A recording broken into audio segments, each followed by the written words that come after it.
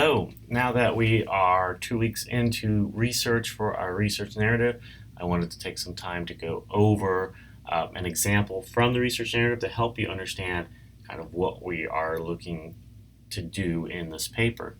A lot of you have some good focus topics, but some of you are still fairly broad. So I want to help you narrow it down because we can't just tell an entire story of a major historical event. I mean, something that went over for several years, a war, the Holocaust, things like that. They are okay topics, but they're not always going to yield you a focused paper. So I have, under the research narrative assignment, 3 examples. I just added one today. So there's nuclear energy, there's creation of insoles.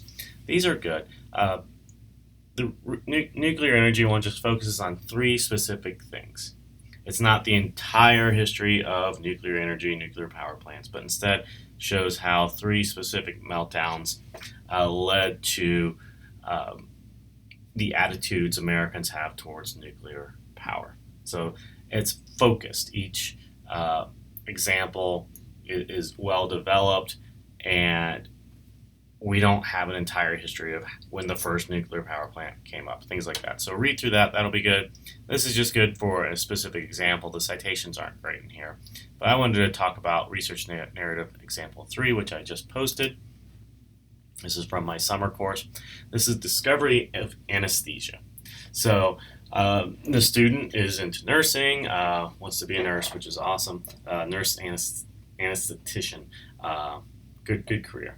So this student doesn't tell us the entire 100-year history of anesthesia, doesn't tell us a whole lot of backstory, doesn't talk about modern anesthesia, just talks about the discovery of anesthesia. So it's a very specific, focused paper. So you can read it. I'm not going to read this to you, unfortunately, just not the time, but we can see as we go through, he sets up the context, tells us a little bit about what anesthesia is, and then cites sources in the introduction.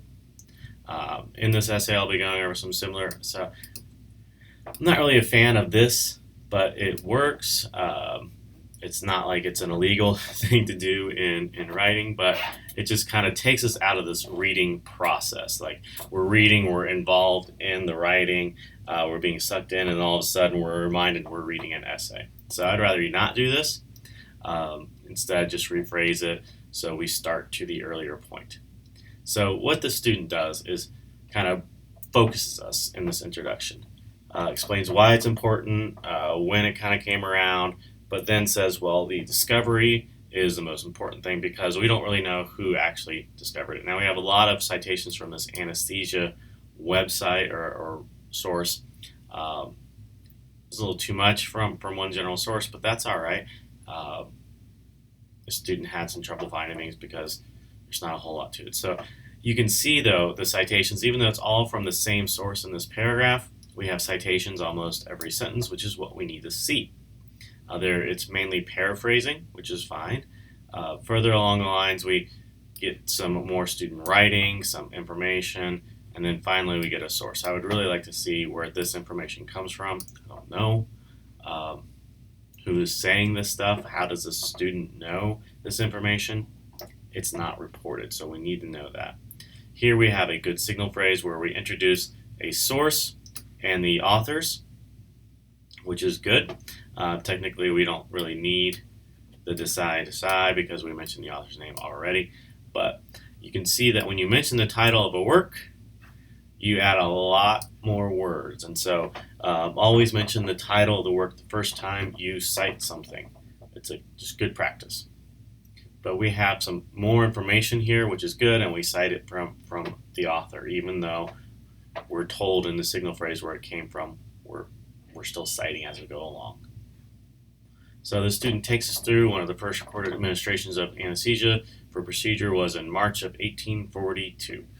And so then we have Latner, the source right here, and then more from side to side. This is a good synthesis where we're bringing multiple sources together. We're not just using one source per paragraph, which is kind of boring. No one wants to read that.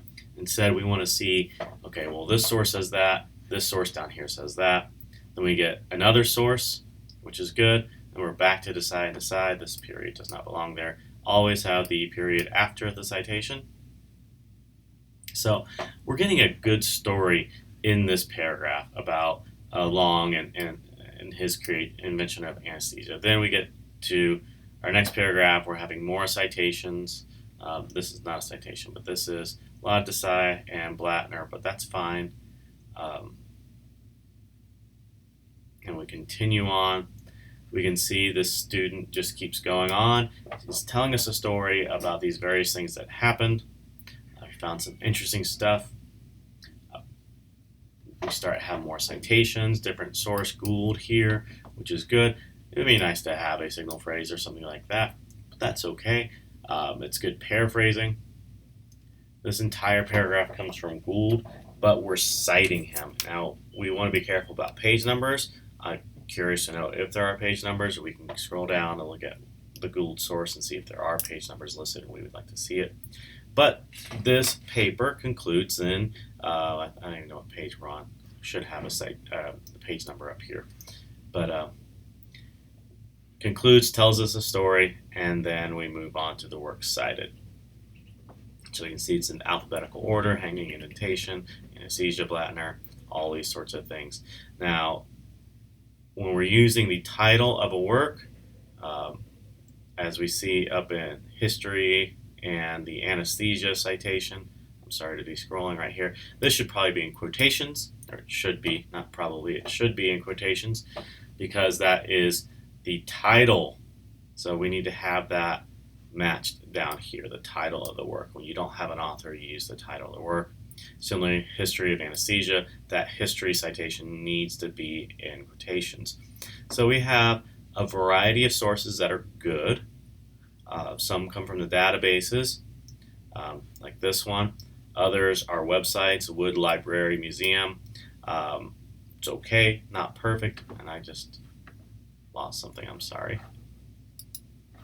Can't click on anything in here. All right, so read through example 3. This is what I'm looking for with your research paper. It's focused. It goes from one period in time to another. It doesn't tell us the entire history of this paper. Only focuses on a few years and just key things. We don't have the entire lives of all of these people. We just have something very specific and focused. You can see there's 1, 2, 3, 4, 5, 6 sources. It's roughly a 5-page paper, and that's okay. One more source would be good, but this paper does what I'm looking for.